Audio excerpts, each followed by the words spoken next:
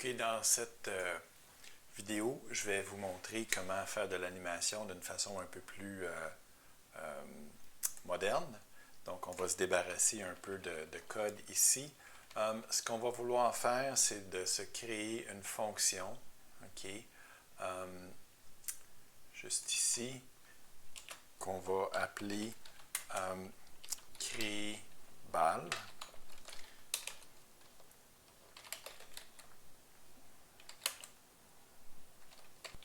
OK, donc cette fonction créer balle, on va venir installer,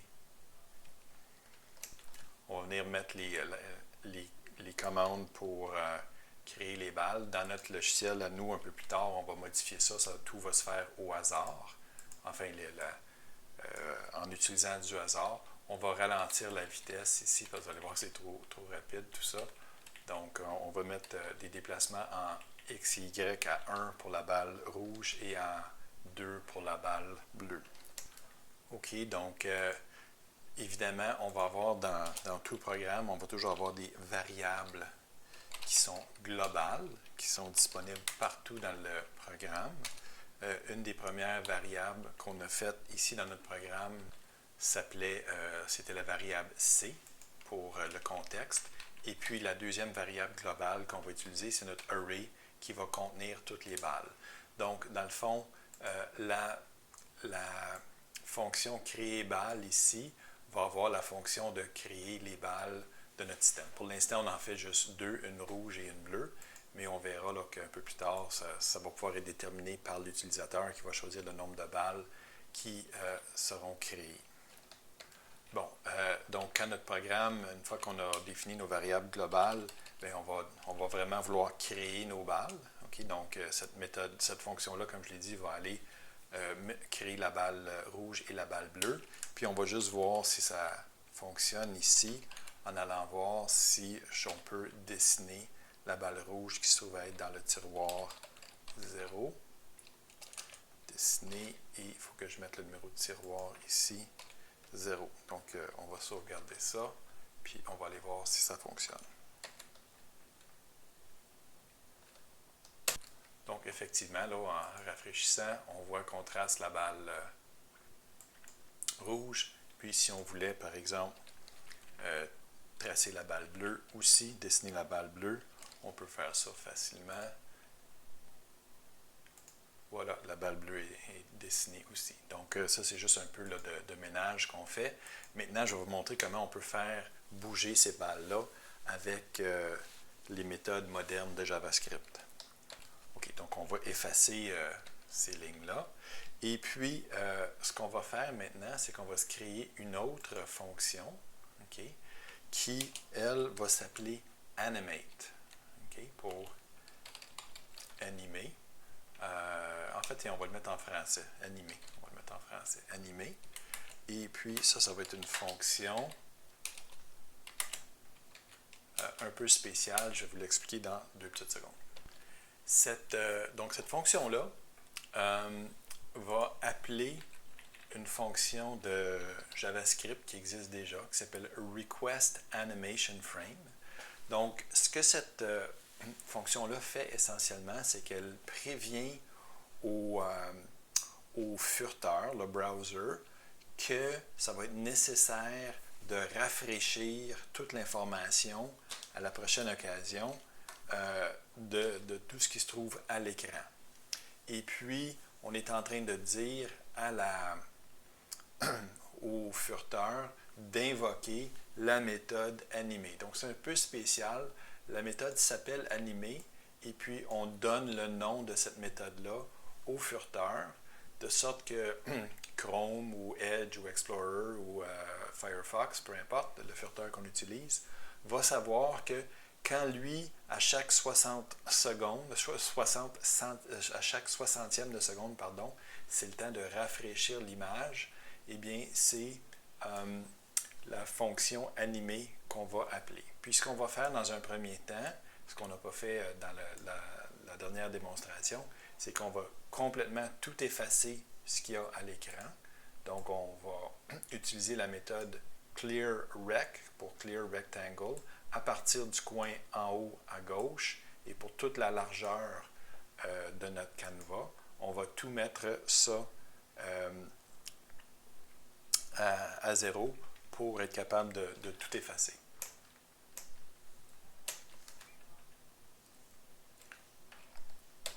OK, donc ici, j'ai oublié de mettre des petites parenthèses. OK, donc la constante animée, c'est une fonction qui informe le furteur qu'on est en train de faire de l'animation et que la fonction qui va faire l'animation s'appelle animée. On commence par tout effacer, ça c'est toujours un must. Okay? Et ensuite, qu'est-ce qu'on veut faire? Bien, supposons qu'on décide de travailler pour l'instant avec la balle 0. Okay? Donc la balle 0, on va commencer dans un premier temps, on va la déplacer. Et puis ensuite, la balle 0, qui était la balle rouge, si ma mémoire est bonne, on va la dessiner. Okay? Donc, ça, c'est notre fonction animée. Puis, il faut évidemment, parce que si on fait ça présentement, il ne se passera rien. Là. Okay? Il ne se passera rien. Mais la raison pour laquelle il n'y a rien qui se passe, c'est que dans notre programme, dans la partie principale de notre programme, une fois qu'on a créé les balles, bien après ça, il faut appeler la fonction animée. Donc, notre programme fait quoi? Notre programme commence ici, dans la partie principale à la ligne 15. On envoie le message Pong à la console. On va chercher l'information du canevas dans notre fichier HTML. On définit la largeur et la hauteur de notre canevas. On définit des variables globales ici pour pouvoir dessiner sur notre canevas, pour pouvoir se créer des balles. On crée nos balles pour le vrai et on les anime. En fait, on anime une présentement, on va aller voir ce qui se passe et on voit que c'est quand même assez satisfaisant. On voit notre balle qui se déplace. Donc, ce qu'on va faire, c'est qu'on va aller changer un peu le rayon de cette balle-là. On va la mettre un peu plus grosse. Tiens, on va la mettre à 40. Et puis, on peut voir ce qui se passe. Donc, ça devient une balle plus grande qui se déplace. Tiens, ça c'est peut-être un peu gros. On va la mettre à 30. Puis, on va la faire aller un peu plus vite en X qu'en Y. Donc, ici, à chaque fois qu'on fait une nouvelle animation, on va déplacer la balle de 2 pixels dans la direction des X et de 1 seul pixel dans la direction des Y. Donc, on voit que la balle va un peu plus vite dans la direction des X que dans la direction des Y.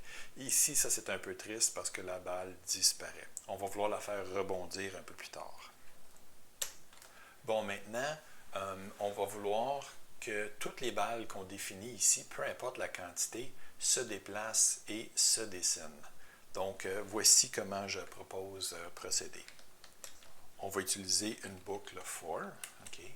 Donc, on va avoir une variable i qui va commencer, qui va parcourir tous nos tiroirs. Donc, notre premier tiroir, c'est 0. Notre dernier tiroir, on sait qu'il va être égal à la longueur de notre array, moins 1. C'est-à-dire qu'on peut mettre un plus petit, juste un plus petit, par exemple, comme ça. Excusez, pas besoin de mettre moins 1, excusez. Donc, ici, on sait que dans notre cas présent, on a, tiens, je vais rajouter une balle juste pour que ce soit plus intéressant. Donc, on va changer son point de départ ici. On va le mettre un peu plus bas. Puis, on va le mettre à 400. On va tout mettre cette balle-là va être une balle moyenne. C'est une balle, tiens, qui va commencer dans l'autre direction. Et puis, on va avoir une autre vitesse ici de 2. Et puis, on va lui donner une couleur. Tiens, on va mettre ça, tiens, jaune. On va pas travailler avec le jaune encore. Donc, on a 3 balles. OK? Donc, on a 3 balles. Et puis, on sait qu'on va commencer dans le tiroir 0. Et ensuite, on va augmenter notre variable i de 1. Donc, on va faire 0, 1, 2. Et puis, on va s'arrêter à 2 parce que 2 va être plus petit que la longueur de balle ici, du nombre de balles que nous avons. Donc, dans chaque cas, ce qu'on va vouloir, c'est déplacer et dessiner la balle i qui nous intéresse. Donc, allons voir si ça fonctionne. Bon, juste avant de faire ça, là, j'avais oublié mes accolades ici. Donc, ça À ce temps-là, ça ne fonctionne pas très bien. OK, donc voilà. Donc, je recommence. Notre variable i va commencer au tiroir 0 et va pouvoir augmenter de 1 en autant que le i devient plus petit que la longueur de le nombre de balles que j'ai dans mon array. Étant donné que j'ai 3 balles ici, i va pouvoir prendre les valeurs 0, 1 et 2. Ça ne pourra pas prendre la valeur de 3 parce que 3, c'est pas plus petit que 3. Et ce qu'on va faire, c'est qu'on va déplacer la balle et on va la dessiner. On va aller voir si ça va mieux. Ici. Et on voit que nos balles se déplacent. Okay? Et quand ils arrivent au bout de l'écran, nos balles disparaissent. Je vais recommencer. Voilà les balles qui se déplacent.